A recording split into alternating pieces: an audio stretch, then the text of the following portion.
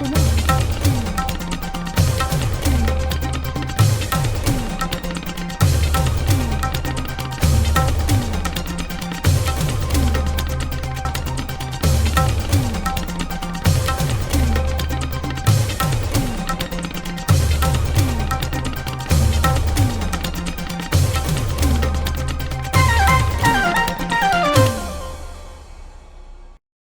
नमस्कार, FM news देख रहे हैं आप। मैं हूं आपके साथ नेहा वालिया। बड़ी खबरों में आप सभी का स्वागत है। सबसे पहले बात करेंगे राजनीतिक गलियारों में लंबे समय से जिस बात की चर्चा चल रही थी। जी हां, आखिर यूपी में कांग्रेस का चेहरा कौन होगा, यह सवाल हर किसी के मन में था। हर राजनीतिक दल भी इसे उठा रहा था और दिल्ली में आज एक प्रेस कॉन्फ्रेंस में पत्रकारों के सवाल का जवाब देते हुए प्रियंका गांधी ने क्या कुछ कहा है, आइए आपको सुनवाते हैं।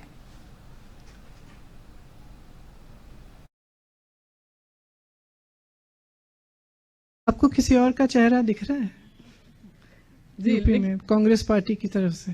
जी, तो फिर तो आप ही चेहरा है मतलब। अब दिख तो रहा है ना सब जगह मेरा चेहरा। जी ठीक है। आपको किसी और का चेहरा दिख रहा है जी, यूपी में कांग्रेस पार्टी? यूपी में प्रियंका का कांग्रेस फेस होगा, ये कहीं ना कहीं इनडायरेक्टली प्रियंका गांधी ने इस बात का आज ऐलान किया है, जिक्र किया है पत्रकार वार्ता के दौरान जब उनसे बातचीत की जा रही थी कि आखिर उत्तर प्रदेश में कांग्रेस का सीएम फेस कौन होगा। यह सवाल उनसे पूछा गया तो प्रियंका गांधी ने बोला कि आपको मेरे अलावा क्या कोई और दिखता है पार्टी की तरफ से। तो कहीं ना कहीं अब इस बयान के बाद यह साफ हो जाता है, यह स्पष्ट हो जाता है कि उत्तर प्रदेश में कांग्रेस की तरफ से मुख्यमंत्री का अगर कोई चेहरा होगा तो वो प्रियंका गांधी होंगी। बातचीत के दौरान उन्होंने सीधा सीधा ये कहा है। तो दिल्ली में पत्रकारों के सवाल पर प्रियंका गांधी ने इस बात पर जवाब दिया है और इसी पर ज्यादा बातचीत के लिए कांग्रेस से विजय कौशिक साहब हैं हमारे साथ और हमारे कार्यकारी संपादक अनिल मिश्रा जी हैं। विजय कौशिक जी, बहुत बहुत स्वागत है आपका। सबसे पहले तो सवाल आप ही से बनता है, कांग्रेस की तरफ से प्रियंका गांधी ने आज इशारों ही इशारों में कहीं या सीधे सीधे कह दिया है कि सीएम फेस वही होंगी कांग्रेस की तरफ से। देखिए, इस बात को पार्टी हाईकमान तय करता है और पार्टी हाईकमान द्वारा जब अधिकृत घोषणा कर दी जाएगी तब यह हम मान सकते हैं कि भी वो पार्टी का मुख्यमंत्री का चेहरा है। अभी उन्होंने कहा है तो निश्चित तौर पर पार्टी की तरफ से उन्हें इशारा है और हम देश के सभी कांग्रेसी कार्यकर्ता इस बात का स्वागत करते हैं कि अगर वे कांग्रेस का चेहरा उत्तर प्रदेश में होंगी और मुख्यमंत्री पद की दावेदार है तो निश्चित तौर पर वहाँ हमारी सरकार बनने से हमें कोई नहीं रोक सकता उत्तर प्रदेश में। ठीक है, तो इस बात का जिक्र आपने खुद ही कर दिया कि अगर वो सीएम फेस होती हैं तो उत्तर प्रदेश में कांग्रेस की सरकार बनने से कोई नहीं रोक सकता। तो कौशिक साहब, प्रियंका गांधी ने तो जिक्र कर दिया, ऑफिशियल अनाउंसमेंट कब तक होगी इस बात की पार्टी की तरफ से?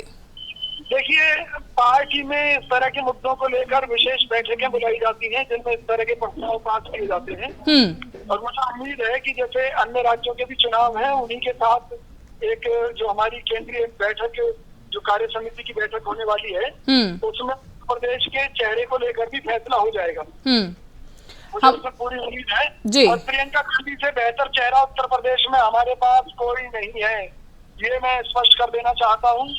ठीक है, उत्तर प्रदेश का हर कार्यकर्ता चाहता है कि वो मुख्यमंत्री बने उत्तर प्रदेश की प्रियंका गांधी जी। ठीक है, ठीक है। अनिल मिश्रा जी लगातार हमारे साथ बने हुए हैं। मिश्रा जी, प्रियंका गांधी का इस बात का जिक्र कि सीएम फेस वो होंगी, उनके अलावा फिलहाल कोई नहीं दिख रहा है पार्टी को, किस तरह के समीकरण बदल सकते हैं? हम सकते हैं बोलेंगे कि अगर ऑफिशियल अनाउंसमेंट हो जाती है प्रियंका गांधी के नाम की तो किस तरह से आप देखते हैं, क्या कुछ समीकरण बदलेंगे? जी बिल्कुल ठीक कहा आपने। जिस तरह से भी प्रियंका जी ने इशारों में कहीं एक मैसेज दिया है और ये सच है कि अभी पार्टी की ऑफिशियल अनाउंसमेंट नहीं हुई है, लेकिन प्रियंका का जो कि एक गंभीर व्यक्तित्व की है और कभी इधर उधर की बातें नहीं करती हैं। अगर आज वो प्रेस कॉन्फ्रेंस में एक पत्रकार के द्वारा पूछे सवाल में उन्होंने जिस तरह से जवाब दिया है कहीं न कहीं संकेत देता है कि शायद कुछ ही दिनों में प्रियंका जी खुलकर सामने आ जाएं।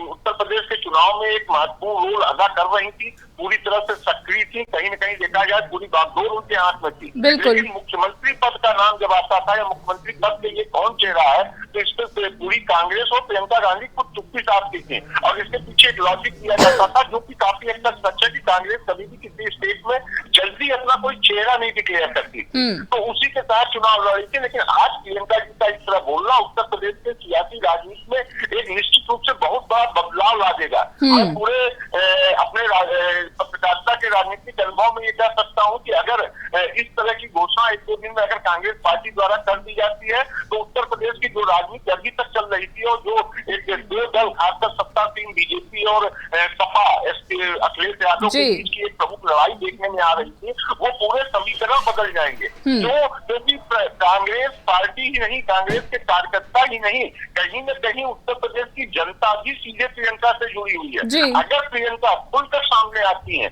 और प्रियंका ये कहती है कि हम मुख्यमंत्री के कैंडिडेट हैं, आप हमें वोट दीजिए, हमारी पार्टी को वोट दीजिए, तो काफी हद तक वोटरों के भावनाएं, मन चेंज होंगे और वो रिजल्ट 10 तारीख को क्या आएगा वो अलग होगा। लेकिन अन्य विपक्षी दलों के या सत्ता दल जो बीजेपी है उसके लिए एक बहुत बड़ी मुसीबत खड़ी हो जाएगी, इसमें कहने में कोई दो राय नहीं है। और प्रियंका चूंकि एक ऐसा फेस है, क्योंकि इनका फेस इंदिरा गांधी से मिलना और उनकी एक्टिविटी कहीं न कहीं उनसे मिलना, एक गंभीर व्यक्तित्व, सोची समझी और रणनीति के तहत आगे बढ़ती है, सोच समझकर बोलती है, तो कहीं न कहीं जनता के बीच। और मिश्रा जी बिल्कुल जनता के बीच और महिलाओं के बीच भी हमने देखा बहुत जुड़ाव है। 40% टिकट का अनाउंसमेंट उनकी तरफ से करना और उसके बाद हम देख पा रहे हैं कि किस तरह से महिलाओं के बीच जब वो पहुंचती हैं, उनके मुद्दों को, समस्याओं को सुनती हैं, तो एक जुड़ाव देखते ही बनता है महिलाओं का उनके साथ। जी बिल्कुल। और इस चुनाव में जिस तरह से प्रियंका गांधी ने महिलाओं जो आधी आबादी होती है वोटर्स में भी अगर देखा जाए तो लगभग आधी आबादी का इनका एक अपना हिस्सा है, जिस तरह से महिलाओं को लेकर पकड़कर आगे बढ़ी थी, तो काफी हद तक उन्होंने महिलाओं को पकड़ रखा है और उनके मुद्दों से उनसे रिलेटेड समस्याओं को उजागर कर, या जिस तरह की महिलाओं के साथ कुछ जो घटनाएं हुई जब उत्तर प्रदेश में पिछले 3 सालों में अगर आप देखें तो जितना प्रखरता के साथ वो सामने आकर उन मुद्दों पर उन्होंने लड़ाई लड़ी है। और लेकिन वो एक कांग्रेस की कार्यकर्ता नेता होकर अभी तक एक्टिव थी। अगर वो मुख्यमंत्री पद की दावेदार होकर अगर आती है तो निश्चित है जनता, पूरी जनता और खासकर महिलाओं की एक जो भावनाएं हैं वो बदलेंगी और कहीं पूरी तरीके से प्रियंका गांधी जुड़ेंगी। और खासकर मैं ये कहना चाहूंगा कि अगर महिलाओं को ये एहसास हो गया कि प्रियंका उत्तर प्रदेश में मुख्यमंत्री बन सकती है, कांग्रेस की उम्मीदवार ये मुख्यमंत्री पद की है या हो सकती है, तो निश्चित रूप से महिलाओं का आकर्षण बढ़ेगा। और मैं आपको एक और जानकारी देना चाहता हूं कि आज भी उत्तर प्रदेश में कांग्रेस भले बुरी स्थिति में हो, लेकिन कांग्रेस के जो वोटर्स है, कांग्रेस की जो भावनाएं हैं, उनकी संख्या बहुत ज्यादा है। और वही भावनाएं चूंकि कांग्रेस एक कमजोर स्थिति में है, कांग्रेस के पास कोई बड़ा चेहरा उत्तर प्रदेश में अभी तक नहीं था और इसी कारण कांग्रेस पीछे होती थी। अगर प्रियंका का सामना चेहरा आ जाता है तो आप निश्चित रूप से जाने कि वो वोटर जो बीजेपी या तो यानी मिश्रा जी साफ शब्दों में जितना हम आपकी बात को समझ पाए हैं, अगर वाकई सीएम फेस प्रियंका गांधी को ऑफिशियली अनाउंस कर दिया जाता है तो उत्तर प्रदेश की तस्वीर बदल सकती है इस बार। कौशिक जी, सवाल मेरा अगला आपसे है, जहां एक तरफ तो इशारों में प्रियंका गांधी की ये बात को कह देना कि वो सीएम फेस हैं, और दूसरी तरफ अगर हम बीजेपी की बात करें तो वहां से भी प्रतिक्रिया आई है। शहनवाज हुसैन कहते हैं कि सपने देखने का अधिकार सभी को है। नहीं, वो सही कह रहे हैं, सपने देखने का अधिकार हर किसी को है, लेकिन भाजपा को ये पच नहीं रहा कि एक देश की बेटी इस तरह का सपना देखे कि वो उत्तर प्रदेश की मुख्यमंत्री बन सकती है। तो शाहनवाज हुसैन जी को शर्म आनी चाहिए, भाजपा को इस मुद्दे पर माफी मांगनी चाहिए। भाई इंसान पहले सपना देखता है, फिर उस सपने को पूरा करने के लिए संघर्ष करता है। प्रियंका जी संघर्ष कर रही है, इसमें किसी को संदेह होना ही नहीं चाहिए। और सपने देखने का हक हर किसी को है।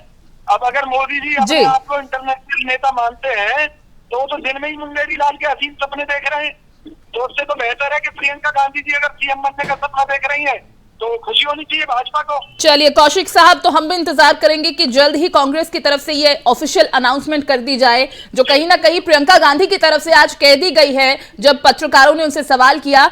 बहुत बहुत शुक्रिया आपका हमारे साथ जुड़ने के लिए। तो आपको बता दें कि आज प्रियंका गांधी ने इस बात का जिक्र किया है कि उत्तर प्रदेश कांग्रेस में सीएम फेस वो हो सकती हैं, और अभी तक खैर पार्टी की तरफ से ऑफिशियल अनाउंसमेंट नहीं हुई, लेकिन अगर ऐसा होता है तो वाकई इस बार उत्तर प्रदेश में राजनीतिक समीकरण पूरी तरह से बदलते हुए नजर आएंगे।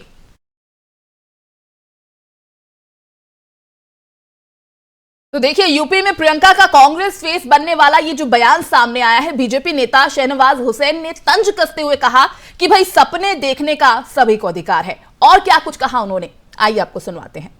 अब देखिए, न तो कांग्रेस का कोई प्रवक्ता कह रहा है कि प्रियंका जी को सीएम बनाना है, न ब्लॉक अध्यक्ष कह रहा है, और खुद ही प्रियंका जी कह रही हैं मैं हूं ना। लेकिन सीएम बनने के लिए संख्या बल चाहिए होता है। ये मधु कौड़ा की कहानी अलग थी कि एक एमएलए था और बन गया था, लेकिन कांग्रेस को सीट आने वाली है 0। अगर एक सीट भी आए तो बात हो, यहां तो सीट ही नहीं आने वाली है।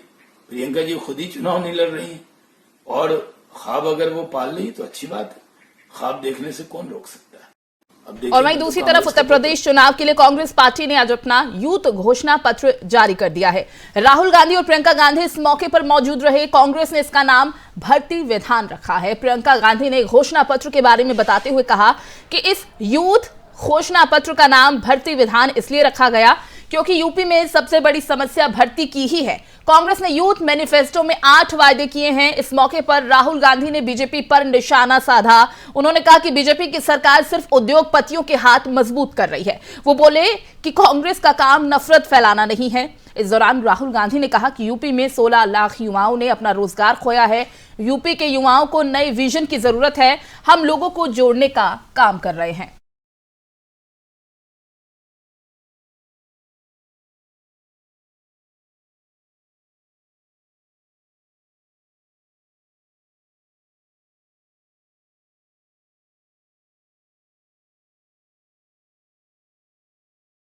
तो यूपी विधानसभा चुनाव से पहले युवाओं को अपनी तरफ करने के लिए कांग्रेस ने यूथ मैनिफेस्टो का दांव खेल दिया है। राहुल गांधी ने इस दौरान कहा कि देश और यूपी की समस्या हिंदुस्तान के हर युवा को मालूम है। यूपी के युवा का भविष्य है, उसके लिए कांग्रेस के खोखले शब्द नहीं बल्कि एक रणनीति है। हम रोजगार कैसे दिलाएंगे, ये घोषणा पत्र में लिखा है। ये मैनिफेस्टो कांग्रेस की आवाज नहीं है। हमने यूपी के युवाओं से बात करके उनके विचार शामिल किए हैं। वहीं प्रियंका गांधी ने कहा कि हमारे कार्यकर्ताओं ने जिले जिले में युवाओं से बातचीत की, उनकी समस्याओं को समझा। भर्ती विधान कहने का मकसद है कि यूपी में सबसे बड़ी समस्या भर्ती की है। यूपी में लोग त्रस्त हैं, रोजगार नहीं मिलते। आइए आपको सुनाते हैं राहुल गांधी और प्रियंका गांधी ने आज यूथ मैनिफेस्टो जारी करते समय क्या कहा। यूपी में चुनाव है और देश की और उत्तर प्रदेश की समस्या हिंदुस्तान के हर युवा को मालूम है। कांग्रेस पार्टी आज यहां उत्तर प्रदेश का युवा मैनिफेस्टो रिलीज कर रही है।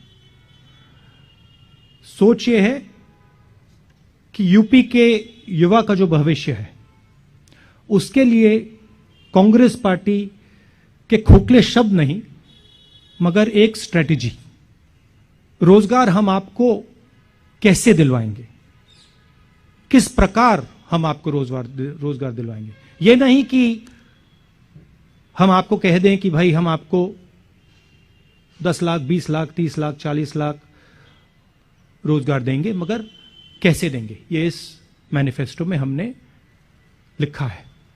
और ये मैनिफेस्टो सिर्फ कांग्रेस पार्टी की आवाज नहीं है। उत्तर प्रदेश में हर रोज, हर 24 घंटे तकरीबन 880 युवा रोजगार खोते हैं। बीजेपी के पिछले 5 सालों में तकरीबन 16 लाख युवाओं ने रोजगार खोया है। आपको याद होगा प्रधानमंत्री ने कहा कि हम आपको 2 करोड़ साल के रोजगार देंगे। सच्चाई पूरे देश को दिख रही है। क्यों हो रहा है? क्योंकि देश का पूरा धन 2-3 बड़े उद्योगपतियों के हाथ दिया जा रहा है।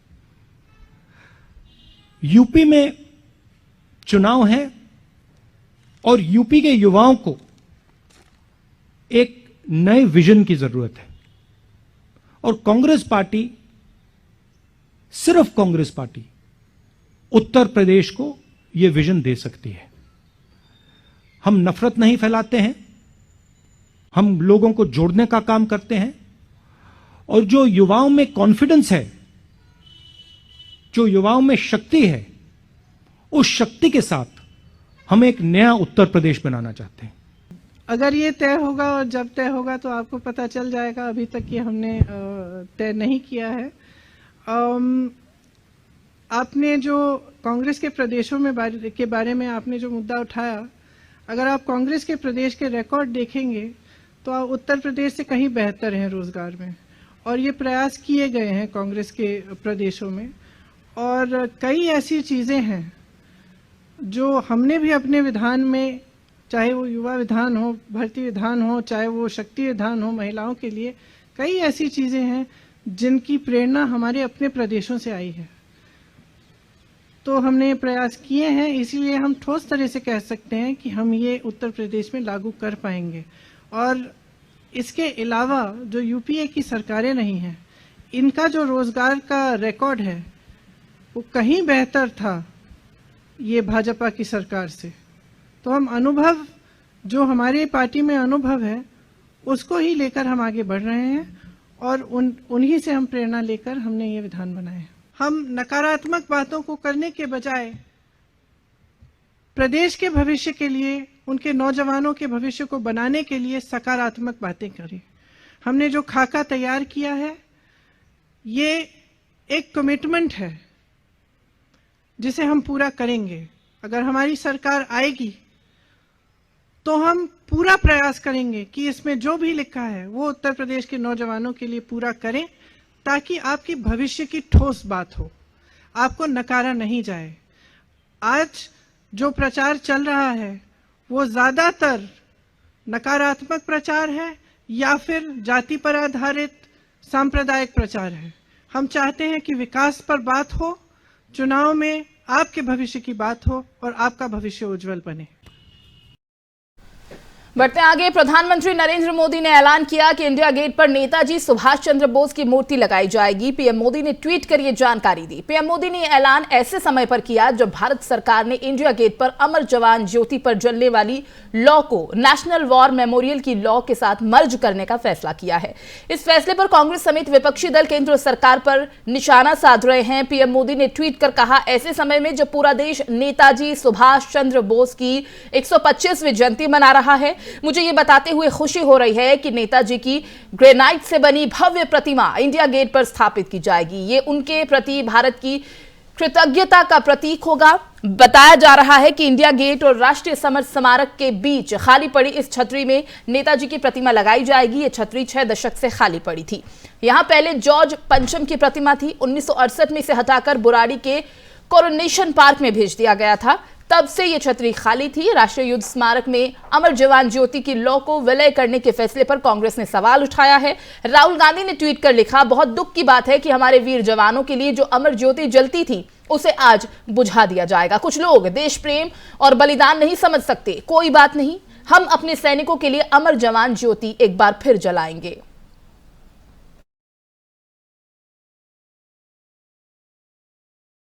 और अमर जवान ज्योति पर मशाल को बंद करने के सरकार के फैसले पर जहां राहुल ने सवाल उठाया था, वहीं पूर्व सैनिकों ने सरकार के फैसले का समर्थन किया है।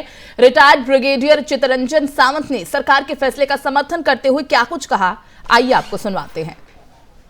देखिए, पहले तो हमें समझना चाहिए इंडिया गेट क्या है, जहां पे अमर जवान ज्योति है। इंडिया गेट वर्ल्ड वॉर 1 के, फर्स्ट वर्ल्ड वॉर के जो हीरोज थे, जो फॉलन हीरोज थे, वीरगति प्राप्त हीरो थे, उनके लिए श्रद्धांजलि अर्पित करने के लिए बनाया गया था। अब चूंकि हमारे पास कोई नेशनल वॉर मेमोरियल सालों से, शतकों से था ही नहीं, तो हम उसी पे चलते जा रहे थे। सन 1971 की लड़ाई में शानदार जीत के बाद सन 72 में अमर जवान ज्योति लगाई गई, पहले नहीं थी। अमर जवान ज्योति इसलिए लगाई गई कि वहां पर श्रद्धांजलि अर्पित की जाए। अब उसके बाद हमारा कोई राष्ट्रीय स्तर पे स्मारक था नहीं, इसलिए वहीं पे चलता रहा सिलसिला। अब जब ये बन गया है तो ये करेक्ट बात है कि यहाँ किया जाए, तो मतलब कंट्रोवर्सी नहीं होनी चाहिए। वहाँ पे जो अमर जवान ज्योति, आपका सवाल ये था कि वो ज़्यादा ज़रूरी है, उसकी अपनी महत्व है। लेकिन जो अब नेशनल लेवल पे ये है, अब वर्ल्ड वॉर देखिए, आप 71 की लड़ाई का अगर कोई हीरो है, उसको आप श्रद्धांजलि अर्पित करते हैं अगर अमर जवान ज्योति पे, उसका नाम भी नहीं है, और लेकिन उसका नाम यहाँ पर है क्योंकि इंडिपेंडेंट इंडिया का 1947 के बाद सबके नाम नेशनल वॉर मेमोरियल में है। तो मेरी समझ से एक की तुलना दूसरे से नहीं की जा सकती। उसकी अपनी जगह है, इसकी अपनी जगह है, लेकिन इसका एक नेशनल। इंडिया गेट अंग्रेजों का बनाया युद्ध स्मारक है। उसके नीचे अमर जवान 1971 की लड़ाई में जो वीर हमारे लिए अपने को हुतात्मा बना गए, उनके लिए है। राष्ट्रीय युद्ध स्मारक या राष्ट्रीय समर स्मारक उन सभी जवानों की स्मृति में है जो 1947 से आज तक अनेक युद्धों में देश के लिए लड़े। वे मरकर भी अमर हैं। उन्हें श्रद्धांजलि। जो अमर जवान ज्योति है वो अब इंडिया गेट के नीचे के में नहीं रहेगी, बल्कि जो नया राष्ट्रीय स्मारक है, युद्ध स्मारक, वहां पर जाकर उसमें विलीन हो। इसी बीच बात करेंगे एक बड़ी खबर की जो उत्तर प्रदेश के गोरखपुर से आ रही है, जहां पर सिविल कोर्ट में एक युवक की गोली मारकर हत्या कर दी गई। आपको बता दें कि हत्या का जो ये सनसनीखेज मामला सामने आया है, गोरखपुर में सिविल कोर्ट से आया है। बताया जा रहा है कि जिस युवक की हत्या की गई वो रेप केस का आरोपी था, जिसकी भरे कोर्ट परिसर में गोली मारकर हत्या कर दी गई। बिहार के दिलशाद नामक युवक पर एक नाबालिग लड़की के साथ रेप के आरोप में पॉस्को एक्ट के तहत मुकदमा चलाया जा रहा था, जिसकी शुक्रवार को गोरखपुर के सिविल कोर्ट में पेशी थी। वहीं बदमाशों ने उसे घात लगाकर गोली मारकर उसकी हत्या कर दी। बदमाशों ने मृतक पर 2 गोलियां चलाई, जिससे मौके पर ही उसकी मौत हो गई। बाद में हत्यारे को कोर्ट परिसर में लोगों की मदद से पुलिस ने पकड़ लिया। यह सब पूरी की पूरी वारदात पुलिस के नाक के नीचे जिसे अंजाम दिया गया और पुलिस महज तमाशबीन बनी वहां देखती रही। अब ऐसे में सबसे बड़ा सवाल है कि आम लोग यूपी में आखिर कितने सुरक्षित हैं। यह सवाल इसलिए भी जरूरी हो जाता है जब उत्तर प्रदेश में आपकी सुरक्षा के बड़े बड़े दावे किए जा रहे हैं और उस बीच इस तरह की वारदात का सामने आना पुलिस की कार्यप्रणाली पर भी बड़े और गंभीर सवाल उठाने यहां लाजमी है, और वही सवाल उठाए भी जा रहे हैं। तस्वीरें आपके सामने हैं, कोर्ट परिसर के बाहर की ये तस्वीरें हैं, और जैसा कि बताया जा रहा है कि जो आरोपी था वो रेप का आरोपी था और कोर्ट परिसर में इस पूरी वारदात को, इस पूरी घटना को अंजाम दिया गया है। एक बार फिर आपको बता दें कि बिहार के दिलशाद नामक युवक पर नाबालिग लड़की के साथ रेप का आरोप उस पर लगा हुआ था। पॉस्को एक्ट के तहत ये पूरा मुकदमा उस पर चलाया जा रहा था और गोरखपुर के सिविल कोर्ट में उसकी पेशी थी शुक्रवार को। वहीं बदमाशों ने उसे घात लगाकर गोली मार दी। सवाल यह है कि पुलिस प्रशासन वहां मौजूद था, बावजूद इसके वो कुछ नहीं कर पाया। सरेआम जो आरोपी था उसे 2 गोलियां मारी गई और मौके पर ही उसकी मौत हो गई, जिसके बाद आरोपियों को पकड़ भी लिया गया है। लेकिन बड़े सवाल ये हैं कि आखिर पुलिस प्रशासन के नाक के नीचे इस पूरी वारदात को अंजाम दे दिया गया, बावजूद इसके प्रशासन कुछ नहीं कर पाया। तो गोरखपुर का ये पूरा मामला, गोरखपुर कोर्ट परिसर में दिलशाद नामक युवक की हत्या कर दी गई। तस्वीरें आपके सामने हैं। हैरान कर देने वाला ये मामला है कि जहां पर एक तरफ कोर्ट में न्याय का ये मुकदमा चल रहा था, न्याय के लिए ये मुकदमा चल रहा था, नाबालिग लड़की से रेप का ये पूरा मामला था, पॉस्को एक्ट के तहत ये पूरा मुकदमा चलाया जा रहा था। इस आरोपी की शुक्रवार को गोरखपुर के सिविल कोर्ट में पेशी थी। बदमाशों ने घात लगाकर गोली मारकर उसकी हत्या कर दी, इस पूरी वारदात को अंजाम दिया। मृतक पर 2 गोलियां चलाई गई। जैसा कि खबर है, मृतक को 2 गोलियां चलाने के बाद मौके पर ही उसकी मौत हो गई। बाद में हत्यारे को कोर्ट परिसर में लोगों की मदद से पुलिस ने पकड़ लिया है। पूरी वारदात पुलिस प्रशासन के मौजूदगी में हुई, बावजूद इसके अब यह सवाल यहां पर उठ रहा है कि आखिर पुलिस प्रशासन क्या कर रहा था। सुरक्षा के जो बड़े बड़े दावे किए जाते हैं, क्या आम जनता ऐसे में सुरक्षित है? तो पूरी खबर पर जानकारी आपको विस्तार से देंगे।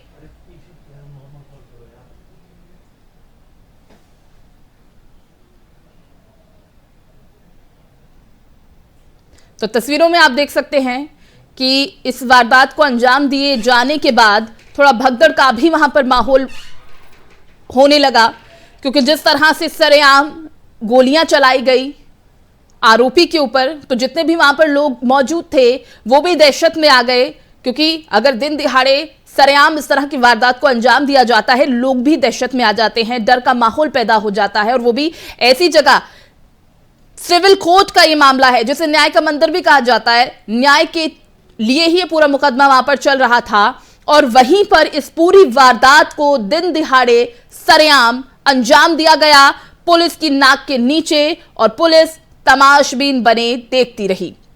और इसी के चलते ये सवाल पुलिस प्रशासन पर भी उठाए जा रहे हैं कि आखिर ऐसा क्यों पुलिस प्रशासन तमाशबीन बनी रही, क्यों उनके सामने इस वारदात को अंजाम दे दिया गया और पुलिस कुछ ना कर पाई।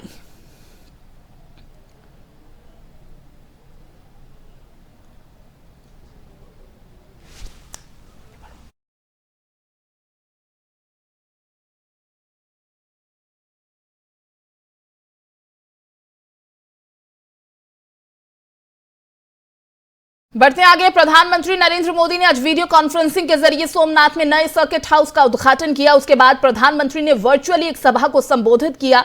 बताते चले कि 30 करोड़ की लागत से यह सर्किट हाउस बनकर तैयार हुआ है, जो सोमनाथ मंदिर में बिल्कुल पास है। यहां हर साल सोमनाथ मंदिर में देश विदेश से लाखों श्रद्धालु आते हैं। मौजूदा सरकारी सुविधा मंदिर से काफी दूर है, इसीलिए यहां नए सर्किट हाउस की जरूरत महसूस की जा रही थी। सर्किट हाउस में कई तरह की आधुनिक सुविधाएं भी होंगी।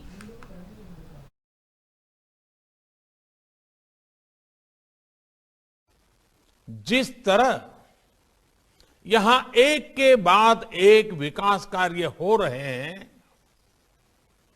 ये सोमनाथ दादा की ही विशेष कृपा है। मैं इसे अपना सौभाग्य मानता हूं कि सोमनाथ ट्रस्ट से जुड़ने के बाद मैं इतना कुछ होते हुए देख रहा हूं।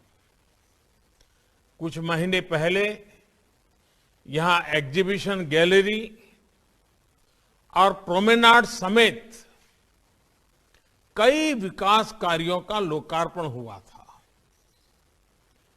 पार्वती मंदिर की आधारशिला भी रखी गई थी, और आज सोमनाथ सर्किट हाउस का लोकार्पण भी हो रहा है। मैं इस महत्वपूर्ण अवसर पर गुजरात सरकार को, सोमनाथ मंदिर ट्रस्ट को और आप सभी को हार्दिक बधाई देता हूं। साथियों, ये जब सर्किट हाउस की कमी, एक है अतिथि गृह वो भी दूर, तो बाहर से आने वालों को ठहराने के लिए मंदिर ट्रस्ट पर ही काफी दबाव रहता था।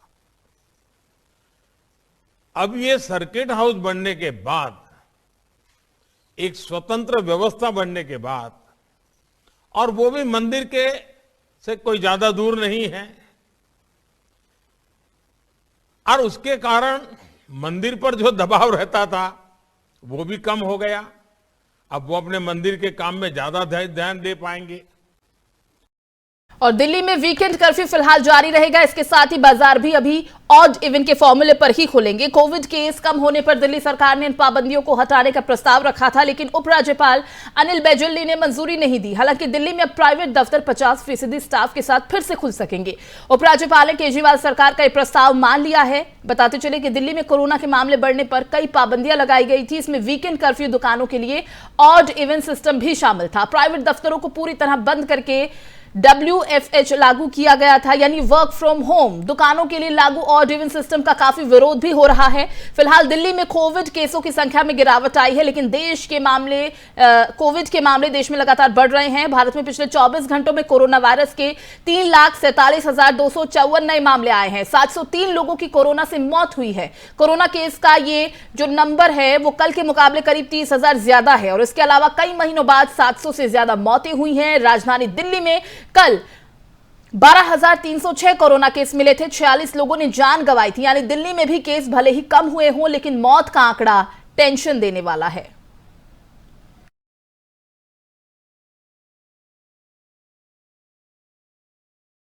और बिहार में नीतीश कुमार के नेतृत्व में एनडीए की सरकार विकास को लेकर खुद की पीठ थपथपाती रहती है, लेकिन वैशाली के अस्पताल से आई एक तस्वीर ने बिहार के स्वास्थ्य व्यवस्था की पोल खोलकर रख दी है। वैशाली जिले के हाजीपुर सदर अस्पताल का एक वीडियो सोशल मीडिया पर तेजी से वायरल हो रहा है।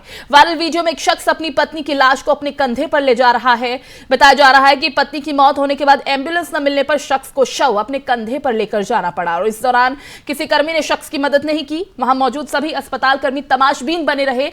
कंधे पर ले जाते शव का वीडियो बनाकर किसी ने सोशल मीडिया पर डाल दिया, जिसके बाद से वीडियो वायरल हो रहा है। वहीं अस्पताल के डॉक्टर ने इस पर प्रतिक्रिया दी। सिविल सर्जन अखिलेश कुमार मोहन ने कहा कि ऑन ड्यूटी डॉक्टर द्वारा देखने के बाद महिला को मृत पाया गया और आगे की कार्रवाई के लिए उन्हें रुकने के लिए बोला गया था, लेकिन वो रुके नहीं, खुद ही शव लेकर चले गए।